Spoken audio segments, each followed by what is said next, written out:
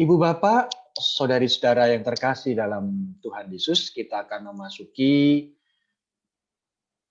pemateri kedua, yaitu Profesor Dr. Siti Musdah Mulia, dan beliau juga akan memasuki atau menyampaikan materi berkaitan dengan tubuh perempuan, khususnya politisasi tubuh perempuan yang selama ini terjadi di dalam kehidupan masyarakat. Dan oleh karena itu, ya, saya persilahkan kepada Bu Musdah untuk mulai menyampaikan materi. Silakan, Bu Musdah. Terima kasih Pak Surya. Pertama-tama saya ingin menyapa dulu panitia yang telah meng-arrange kegiatan ini, dan ini sangat luar biasa. Terima kasih sekali kepada Pendeta Ruth, tadi luar biasa sudah memberikan semacam latar belakang ya, mengapa ini penting kita bicarakan.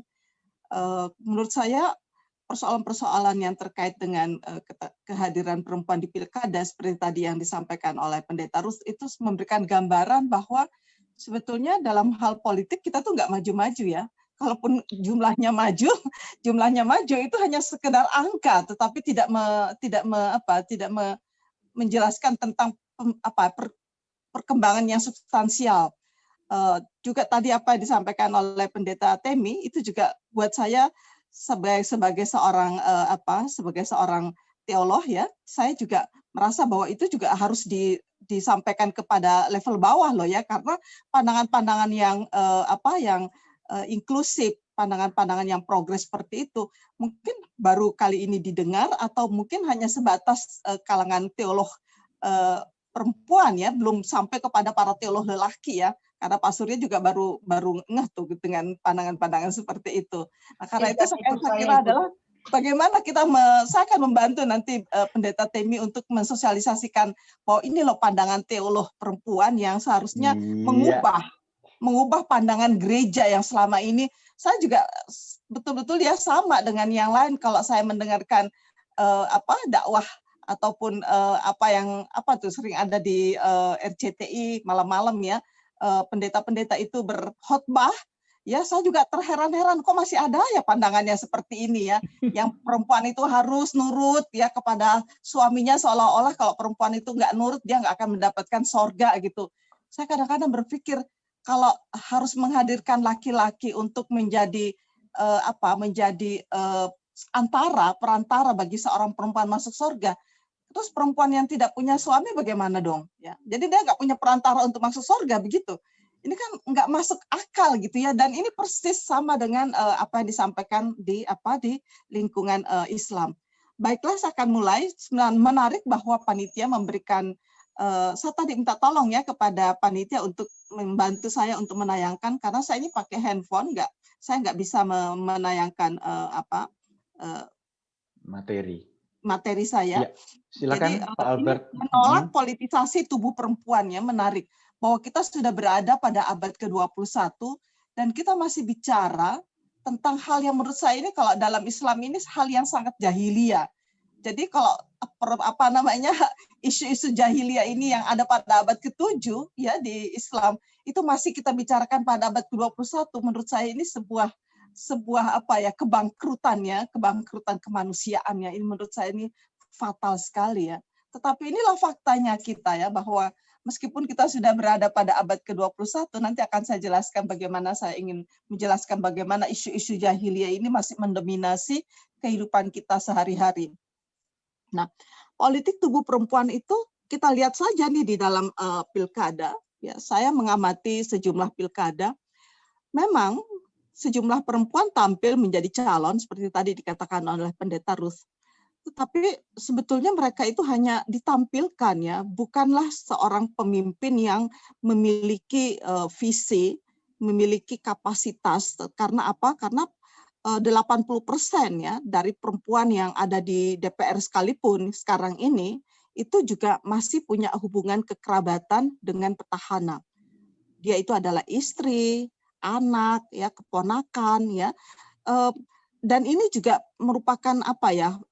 Merupakan gambaran betapa partai-partai politik kita itu belum mengalami apa yang saya sebut dengan proses demokratisasi.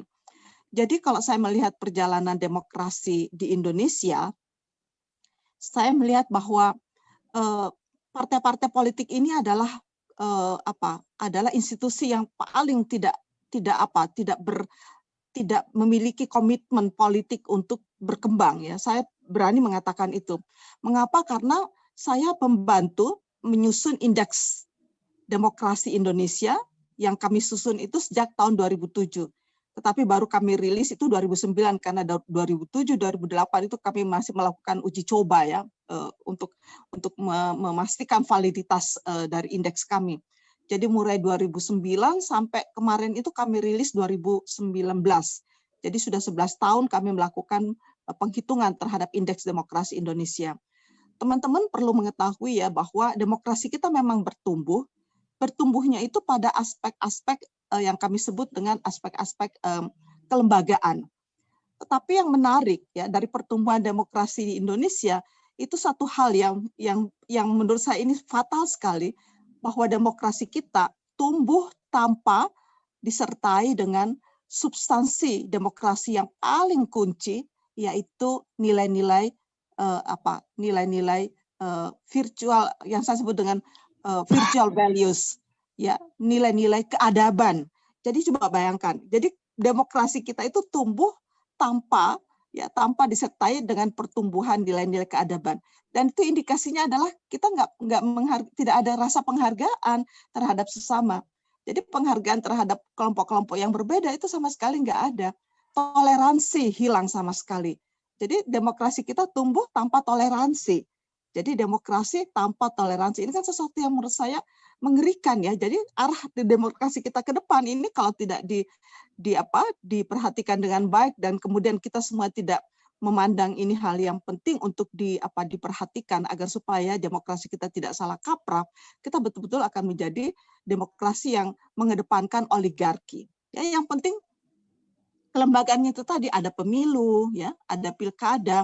Persoalan nanti bagaimana cara memilih merekrut calon kandidat untuk pemimpin itu nggak masalah, apapun bisa dilakukan meskipun bukan dengan cara-cara yang demokratis. Nah, buktinya kan sekarang dari semua institusi demokrasi yang kami teliti, di situ ada birokrasi, ada DPR, ya, ada partai politik, ya, ada masyarakat, karena indeks demokrasi ini bukan hanya mengukur kinerja pemerintah dan partai politik, tetapi juga mengukur kinerja masyarakat. Apakah masyarakat itu mengedepankan nilai-nilai keadaban seperti menghormati hak berkumpul dan berserikat, ya, hak beropini, hak berkeyakinan atau beragama, hak untuk terbebas dari segala macam diskriminasi atau tidak, ya. Nah, kami menemukan bahwa institusi yang paling apolitik itu adalah partai politik. Mereka itu tidak melakukan tugasnya itu melakukan pendidikan politik untuk mendapatkan kader-kader yang mumpuni, ya, di dalam kepartaian mereka. Jadi begitu nanti mau pemilu atau mau pilkada, mereka terpaksa karena mereka nggak punya stok kader-kader yang mumpuni, akhirnya mereka menerima kan kader-kader yang punya popularitas, ya, biasanya begitu, ya, punya popularitas, biasanya itu adalah artis, ya, atau orang figur-figur publik yang terkenal dengan berbagai cara, gitu kan. Yang kedua pengusaha. Nah, inilah kemudian yang memenuhi partai-partai politik itu, ya, hampir semua partai politik itu nggak melakukan kaderisasi politik. Padahal ini kan tugas pokok mereka, melakukan pendidikan politik, mengkader, ya, menumbuhkan, ya, mencari, ya, tokoh-tokoh yang betul-betul bisa, apalagi kalau perempuan, ya, memang mereka mengkhianati betul, ya, undang-undang politik kita yang minimal kuota 30% itu mereka gunakan sedemikian rupa, dan mereka tidak mengisinya itu dengan kader-kader perempuan yang betul-betul memiliki kemampuan, ya, memiliki kemampuan untuk menyuarakan suara publik yang dapat merepresentasikan, ya, kepentingan-kepentingan masyarakat. Nah, perempuan-perempuan yang mereka isi di dalam yang kuota 30% itu mereka untuk sekedar aja. Jadi mereka isi dengan istri mereka, anak mereka, terjadilah kekuatan oligarki. Nah, dari sini kan kita merasa bahwa betul-betul partai politik kita ini nggak sepenuh hati ya, untuk membangun Indonesia ke depan. Karena itu saya pikir sepanjang partai-partai politik kita ini tidak betul-betul ya melihat perempuan itu sebagai sebuah kekuatan, seperti tadi yang disampaikan oleh Pendeta Temi dengan pembacaan Alkitab itu, mencari perempuan-perempuan yang memiliki betul-betul komitmen politik yang kuat, memiliki kemampuan, memiliki paradigma, perspektif kebangsaan yang bagus gitu kan. Sebenarnya kalau dicari kan pasti ketemu. Tetapi kan biasanya orang-orang seperti ini nggak punya uang, ya, dan juga mereka pasti nggak mau main uang karena mereka pikir loh untuk apa saya menjadi mencalonkan diri, tetapi saya bermain curang untuk apa gitu kan? Meskipun ada yang mau bayarin, misalnya banyak yang mau bayarin, saya ketemu beberapa orang dia mau dibayarin, tapi dia bilang untuk apa gitu? Saya menjalani jalan-jalan yang selama ini saya hindari atau saya kritisi gitu ya. Nah, ini yang menurut saya ini harus dilakukan nih di Indonesia. Kalau tidak ya seperti ini yang terjadi.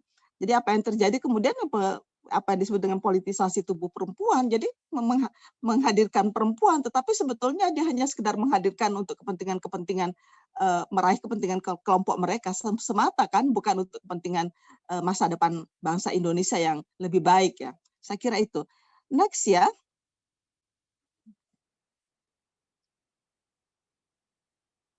Nah, politisasi tubuh perempuan, istilah ini pertama kali disampaikan oleh seorang filsuf poststrukturalis ya, Michael Foucault. Politisasi tubuh itu merujuk pada realitas pereduksian makna dan fungsi tubuh hanya sebagai objek yang memberikan kenikmatan dan keuntungan.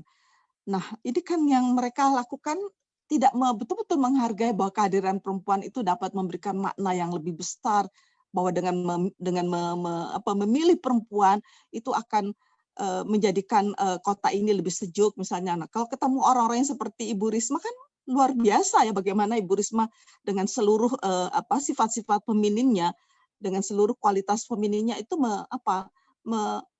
fight gitu untuk kepentingan warganya. Kira-kira seperti itu yang saya maksudkan. Nah, istilah ini tidak dapat dipisahkan dari konteks fenomena seks ya dan wacana seksualitas masyarakat postmodern.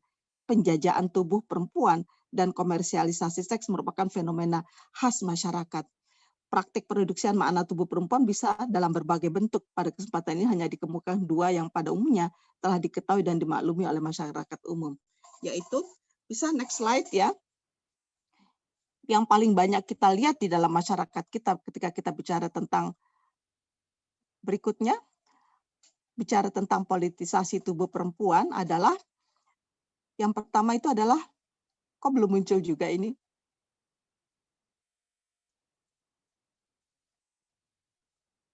Ya, adalah praktek prostitusi.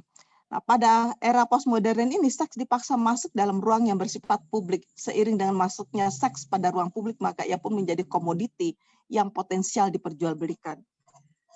Praktik prostitusi adalah contoh yang paling pas ya untuk mendeskripsikan hal ini. Pria membayar untuk mendapatkan kenikmatan seks dengan salah satu perempuan pekerja seks komersial yang dipilihnya. Kalau kita melihat tentang praktek prostitusi, kita kan semua marah kepada prostitusinya ya Pak Surya. Tapi kita pernah nggak kita sih berpikir tentang seperti apa sih wajah pelanggannya kira-kira?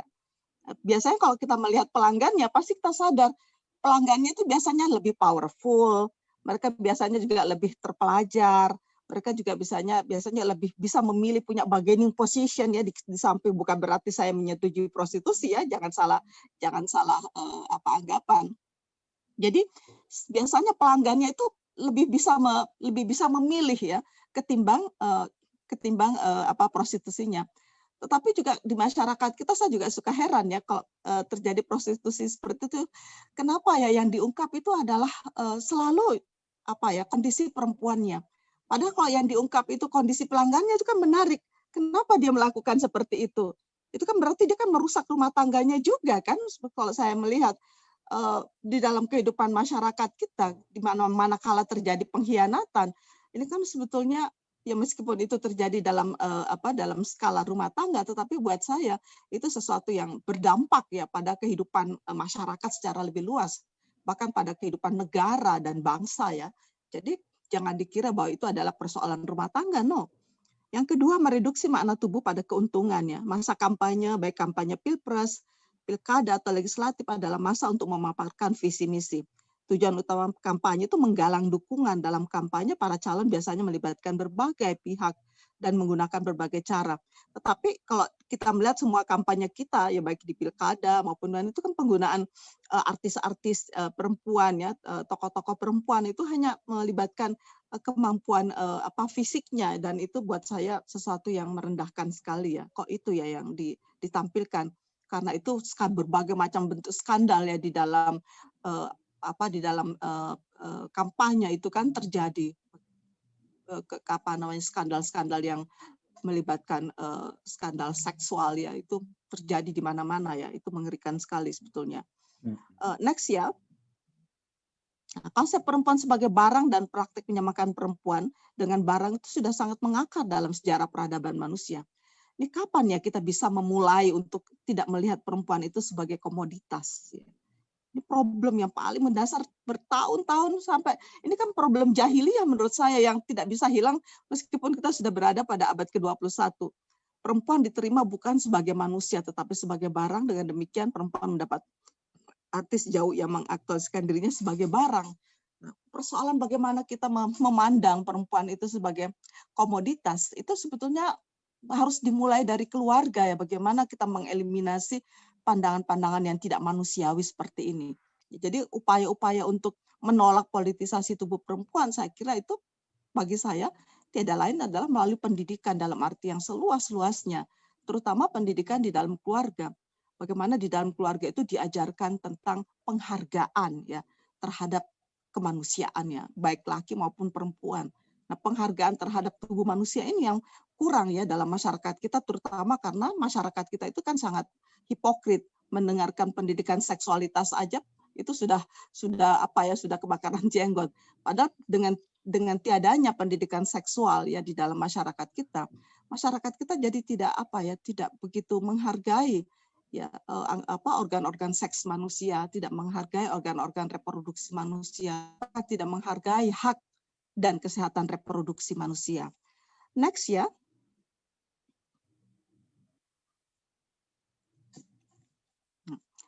Akibat dari politisasi tubuh perempuan ini, perempuan itu nggak memiliki legal standing berpartisipasi dalam negara. Bahkan perempuan tidak menjadi bagian dari warga negara karena mereka bukanlah orang-orang yang bebas. Nah, maksud saya begini, kapan ya kita bisa meyakinkan kepada perempuan bahwa kamu itu memiliki tubuhmu, kamu itu punya otonomi, punya kemerdekaan atas tubuhmu.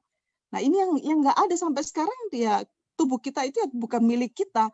Dalam banyak interpretasi agama, perempuan itu bukan memiliki tubuhnya. Bahkan kalau di Islam itu dikatakan, hadisnya itu masih saja itu disampaikan sampai hari ini nggak hilang-hilangnya, bahkan semakin menguat ini, terutama dengan 2 bulan yang lalu.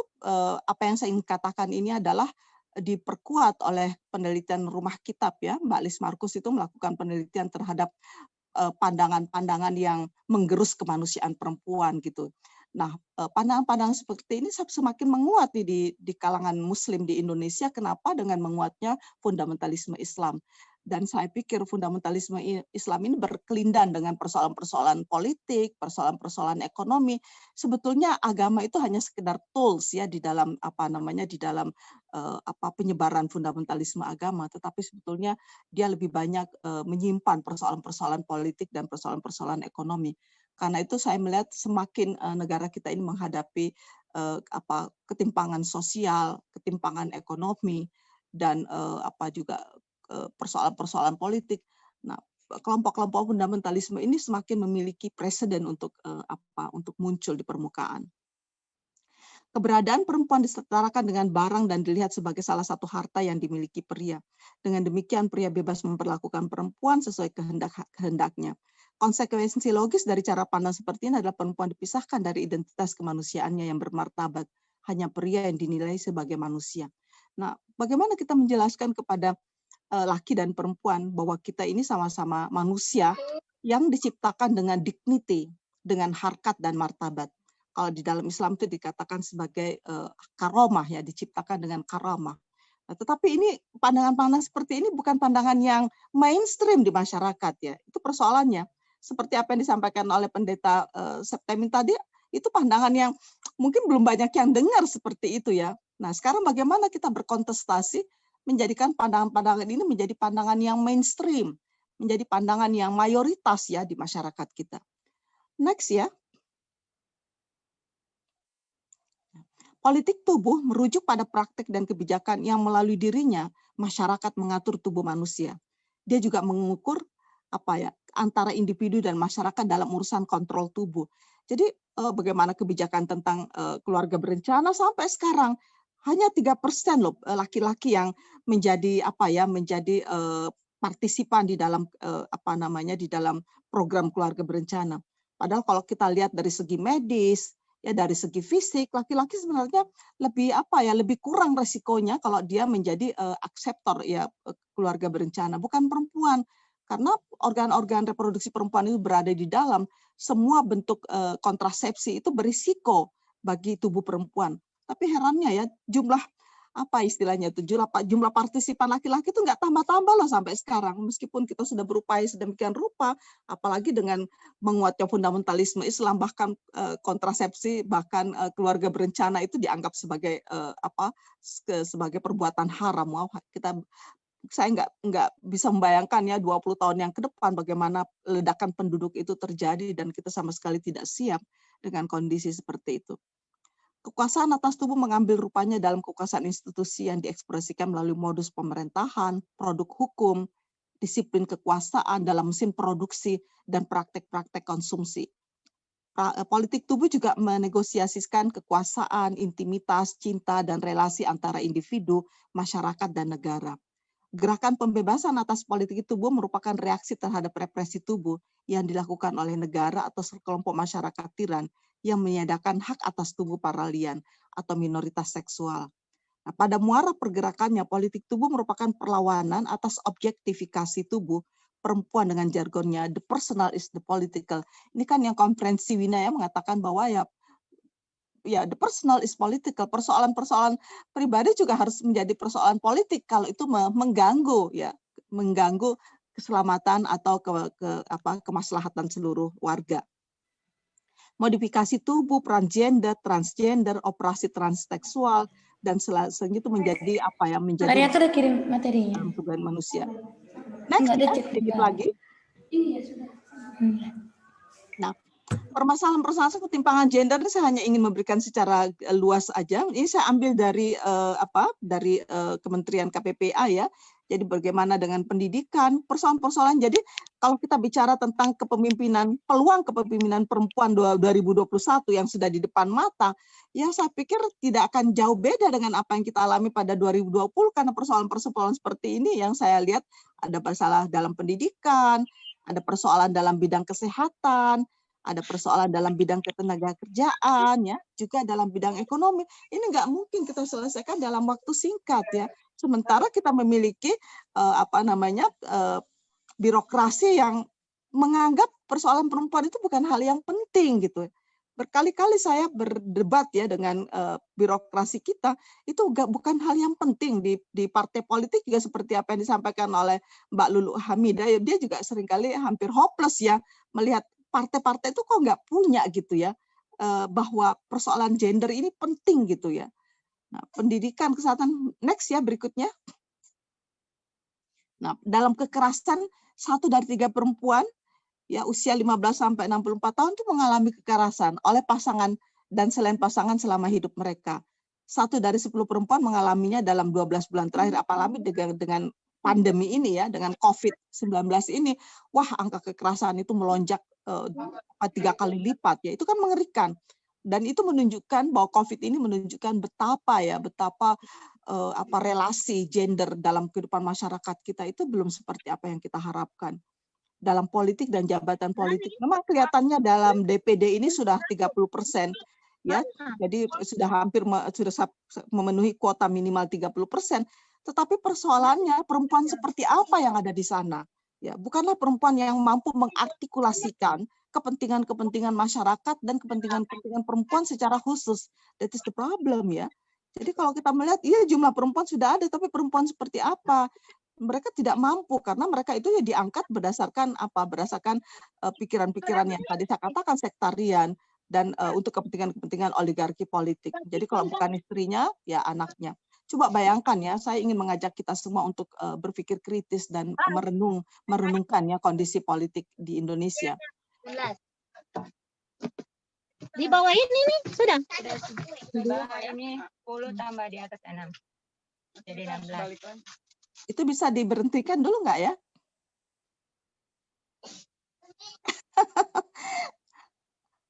masih ada yang terbuka ya. Nah, saya ingin mengajak kita untuk merenungkan ya, bahwa ada loh beberapa daerah, beberapa kabupaten di Indonesia ini selama 20 tahun, bahkan 20 tahun lebih ya, daerah itu dipimpin oleh pertama suaminya, lalu istrinya, lalu anaknya lagi, lalu sekarang adiknya. Kira-kira apa ya yang didapatkan oleh masyarakat di wilayah itu dengan model kepemimpinan seperti itu? Padahal kita katanya sudah membangun demokrasi dan era reformasi ini kan era demokratisasi sebetulnya. Tetapi kenapa kok itu terjadi gitu ya? Karena itu saya betul-betul mengajak kita semua untuk memikirkan ke arah mana nih ya perkembangan demokrasi kita di Indonesia sehingga kita betul tidak menyesal ya di kemudian nanti. Nah, layanan inklusif bagi anak secara ini masuk kekerasan ini sudah selesai tadi Mbak, seterusnya ini juga permasalahan perlindungan anak benar-benar kita di Indonesia sementara 63 juta penduduk kita itu adalah berada pada usia anak ya. Jadi penghapusan kekerasan terhadap anak ini masif sekali ya. Pencegahan perkawinan usia anak meskipun kita sudah meningkatkan nih ya angka minimal usia perkawinan kita 19 tahun buat laki dan perempuan. Tapi tahu nggak ya di masyarakat kita tuh lalu pinter juga sih masyarakat kita kalau untuk hal-hal yang negatif itu mereka sangat kreatif. Ada yang namanya dispensasi kawin. Jadi para orang tua itu datang ke KUA atau ke pengadilan minta dispensasi, anaknya dikatakan hamil lah, anaknya apa pun segala macam 1001 alasan. Nah, bagi saya ingin mengatakan kepada birokrasi kita bisa nggak mereka mengatakan tidak ya. Pokoknya kalau tidak laput 19 mereka tidak boleh dikawinkan agar supaya kita bisa menghindarkan perkawinan anak. Karena perkawinan anak di dalam penelitian saya itu merupakan merupakan akar dari pelbagai persoalan sosial di masyarakat kita. Lalu juga penguatan lingkungan, nah persoalan lingkungan juga ini belum selesai. Kita lihat aja data-datanya, ini data-data yang disampaikan oleh KPPA ya. Next ya. Nah, saya tidak ingin menjelaskan ini, tapi saya hanya ingin mengatakan bagaimana kita mengubah ke depan. Karena bicara tentang gender, kita bicara tentang konstruksi sosial yang dibangun melalui nilai-nilai budaya, melalui pola asuh, melalui sistem pendidikan, melalui norma hukum, melalui interpretasi ajaran agama. Jadi, kalau kita ingin melakukan perubahan ke depan, kita mesti melakukan intervensi kepada nilai-nilai budaya. Kita nggak bisa mengatakan, ya emang budayanya seperti itu. Loh, budaya itu kan konstruksi masyarakat. Karena itu bisa diubah melalui kesepakatan masyarakat itu sendiri. Masyarakat bisa melakukan perubahan terhadap nilai-nilai yang ada dalam masyarakatnya.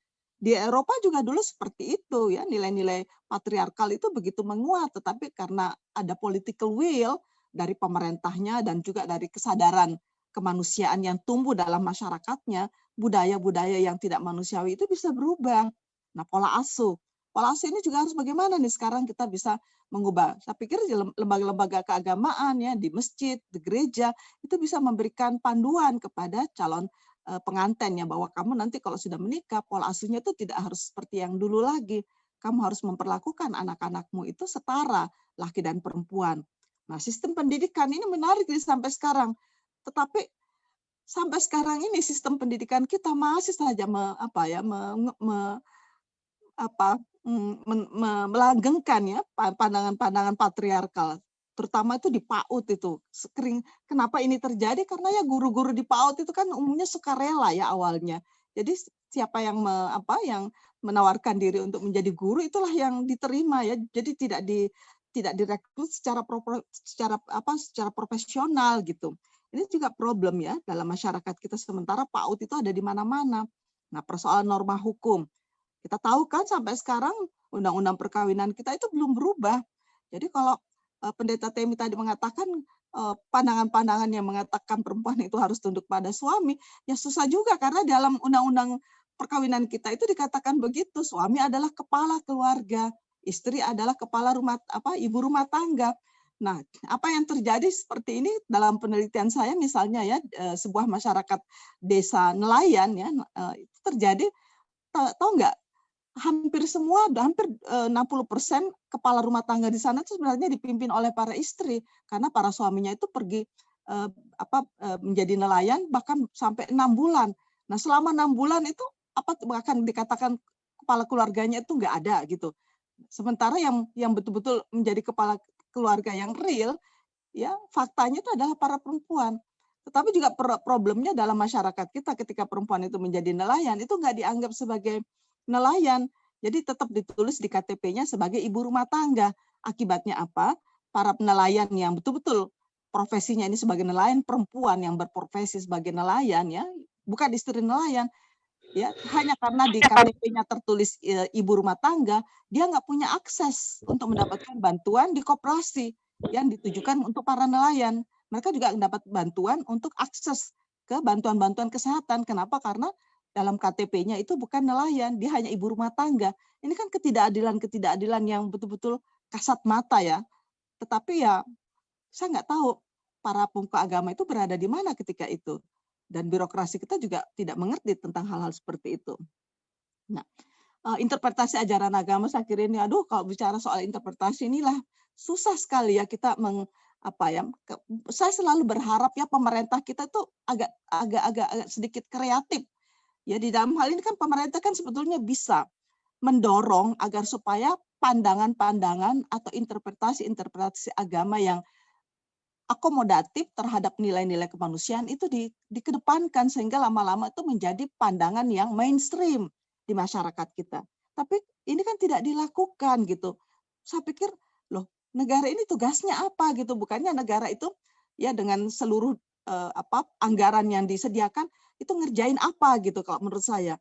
Karena mestinya negara itu melakukan upaya fight ya, bagaimana supaya pandangan-pandangan keagamaan, agama apa saja yang kompatibel dengan nilai-nilai kemanusiaan itu menjadi pandangan yang mayoritas ya, menjadi pandangan yang mainstream di negara Indonesia ini. Karena kan negara demokrasi, negara yang agar supaya upaya-upaya pemerintah untuk mencapai SDGs misalnya, yang dulu namanya MDGs, itu bisa tercapai dengan baik ya. Upaya-upaya membangun kesetaraan dan keadilan gender seperti tadi yang saya gambarkan dengan problem-problem yang bidang kesehatan, ketenagakerjaan, itu bisa diakselerasi dengan baik. Karena salah satu hambatan yang paling besar itu datangnya dari interpretasi ajaran agama yang tidak kompatibel dengan nilai-nilai kemanusiaan. Next ya. Ini saya nggak usah jelaskan bentuk-bentuk ketimpangan gender. Next ya, semuanya saya harap sudah mengerti. Nah sekarang untuk kondisi Islam ya. Di dalam Islam, saya mencoba untuk menjelaskan kepada masyarakat bahwa Islam itu intinya adalah tauhid. Nah, tauhid itu sebuah pengakuan bahwa hanya ada satu Tuhan. Selain Tuhan itu ya nggak boleh disembah, kira-kira seperti itu. Nah, suka atau tidak suka, tauhid itu membawa kita kepada prinsip kebebasan manusia dari segala macam togut, dari segala macam belenggu perbudakan.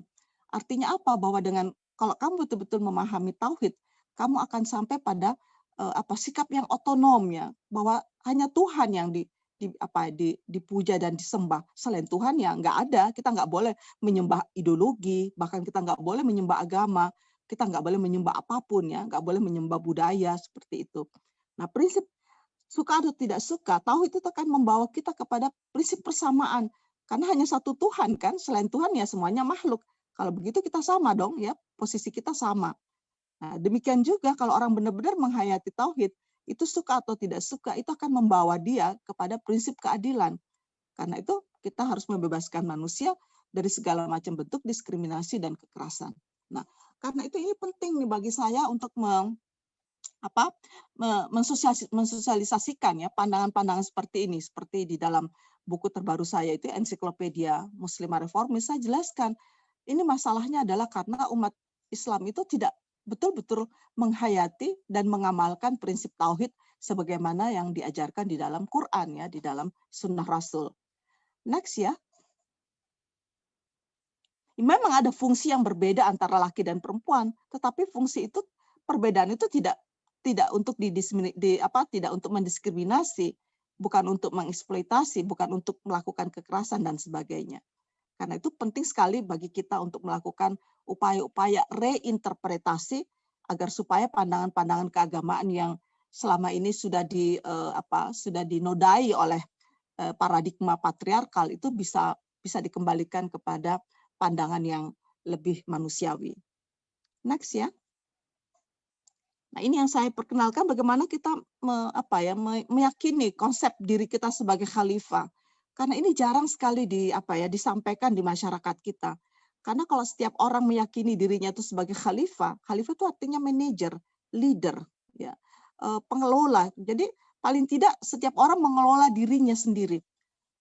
Ada 3 hal ya di dalam diri manusia yang paling esensi, yaitu mindnya, pikirannya, bagaimana kita mengelola pikiran kita, lalu mengelola kalbu kita, dan yang ketiga itu mengelola syahwat. Syahwat itu dalam spektrum yang luas, berkaitan dengan spektrum kekuasaan dan spektrum yang terkait dengan seksualitas. Nah, kalau setiap orang itu mampu ya mengelola dirinya sendiri, saya kira nggak akan terjadi hal-hal yang seperti yang saya katakan tadi, mau dipolitisasi atau mau mempolitisasi tubuh perempuan dan seterusnya ya. Next ya. Nah, ini saya sudah mulai mengajarkan kepada masyarakat tentang misi manusia, yaitu amar ma'ruf nahi mungkar. Tetapi saya tidak mengajarkan bahwa amar ma'ruf nahi mungkar itu untuk kepentingan-kepentingan di akhirat sana. Karena apa? Kita kan selalu kalau dalam agama itu urusannya tuh sorga dan itu terlalu jauh ya. Sorga dan neraka bagi saya, sorga dan neraka itu ada di bumi ini ya. Jadi kita melakukan amar ma'ruf itu adalah upaya-upaya transformasi diri. Bagaimana kita setiap hari itu melakukan perbaikan kualitas diri, perbaikan kualitas keluarga dan masyarakat. Jadi ada sesuatu yang harus kita lakukan setiap hari sepanjang nafas kita.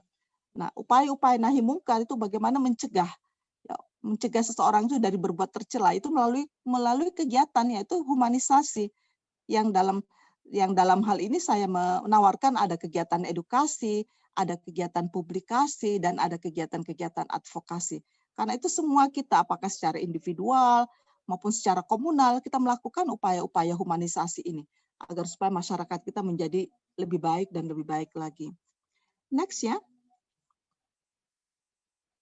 Nah, ini yang bisa yang isu-isunya saja saya ingin persingkat saja. Nah, inilah yang beberapa hal yang saya masih risau ya dengan kondisi masyarakat kita nih, persoalan akikah, persoalan sunat perempuan ya itu masih, apalagi dengan menguatnya fundamentalisme agama di Indonesia.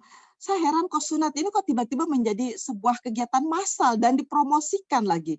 Dulu zaman saya masih kecil ya mungkin ada juga sih terjadi sunat perempuan, tetapi itu dilakukan secara ya dianggap itu sebagai bagian dari ritual ya dan tidak dipamerkan atau tidak dipromosikan ya. Sekarang ini menjadi promosi loh, bingung saya. Bagaimana juga tentang waris ya, tentang mahar, nah, perkawinan anak itu terjadi semakin menguat ya. Isu perceraian, nusyus, hak dan kesehatan reproduksi, isu poligami. Nah, ini juga yang soal poligami ini. Dulu orang poligami itu mungkin sembunyi-sembunyi, tetapi sekarang malah banyak kursus-kursus poligami loh di mana-mana. Bayarannya mahal. Dan saya heran kok banyak juga ya yang ikut ya. Lalu juga selain itu juga dipertontonkan ya. Bayangkan mungkin teman-teman bisa lihat kan bagaimana ada anggota DPR membawa istrinya itu 3 ya ke Senayan sana. Dan itu dipertontonkan dan menjadi sebuah hal yang dianggap sebagai hal yang wajar ya dalam masyarakat kita. Wah, ini benar-benar kalau saya melihat bagaimana seorang laki-laki membawa 3 perempuan, bagaimana itu mempertontonkan politisasi tubuh perempuan ya sebetulnya. Dan saya betul-betul jijik ya melihat pemandangan yang seperti itu. Nah, terus berikutnya lagi, Ini yang saya coba tawarkan kepada masyarakat ya. Ini nggak usah saya jelaskan, nanti kita akan diskusikan saja. Berikutnya lagi.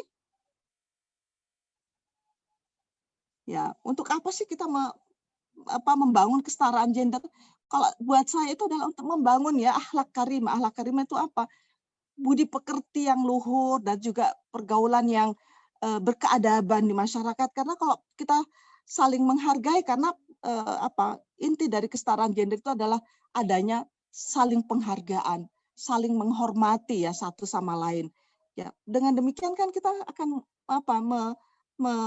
menampilkan ya perilaku-perilaku yang di dalam Islam itu disebut akhlak karimah, perilaku-perilaku yang manusiawi, yang untuk mewujudkan keadilan dan kemaslahatan bagi semua dan menjadikan Islam itu rahmatan lil alamin ya. Agama yang betul-betul membawa rahmat, membawa kebaikan, bukan hanya bagi manusia tetapi buat semua makhluk ya di alam semesta. Next ya. Nah, kesimpulannya peluang kepemimpinan perempuan 2021 itu masih suram manakala tubuh perempuan selalu disorot dan diregulasikan dalam kancah paling esensial dari laku hidup manusia, yaitu agama, melalui penertiban perilaku, pakaian, dan segmen-segmen hidup yang lain.